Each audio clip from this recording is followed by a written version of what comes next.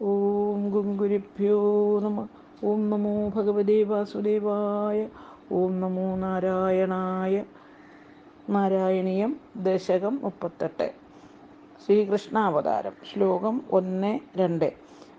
പീതാംബരം കരവിരാജിത ശംഖചക്രകൗമോദഗീ സരസിജം കരുണാസമുദ്രം രാധാസഹായമതിസുന്ദര മന്ദഹാസം വദാലേശമനിശം ഹൃദി ഭാവയാമി. ശ്ലോകം 1. ആനന്ദരൂപ ഭഗവന്നൈദേവതാരേ പ്രാപ്തേ പ്രദീപ്ത ഭവദംഗനിരീയമാണൈ കാന്തീവൃജൈരിവ മണ്ഡലൈദ്യാം ആവൃണ്ണുരേ വിരുരുജേകില വർഷവേല. അന്വയം. അർത്ഥം.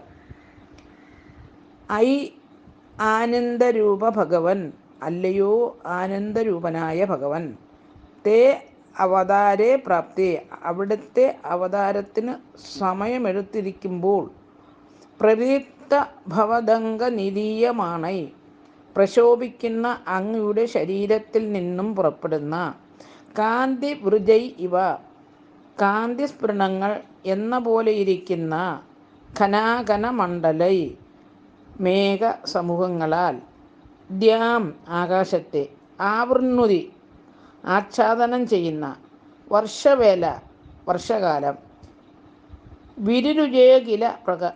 വിരുരുവേകില പ്രകാശിച്ചു. ഹരിവു.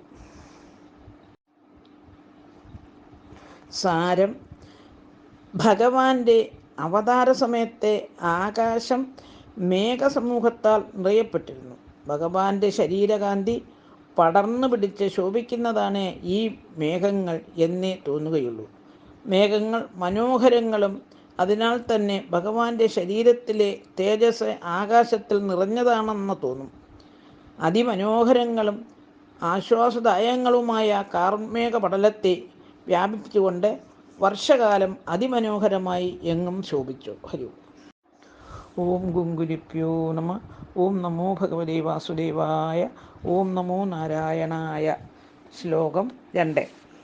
ആശാശുശീതളതരാസു പയോദതോയൈൻ ആശാസിതാപ്തിവിവശേഷു ച സജ്ജനേഷു നൈഷാകരോദയവിധോ നിശി മധ്യമായാം ക്ലേശാഭഗസ്ത്രീ ജഗദാന്ത്വമിഹാവിരാസി. അന്വയം. അർത്ഥം.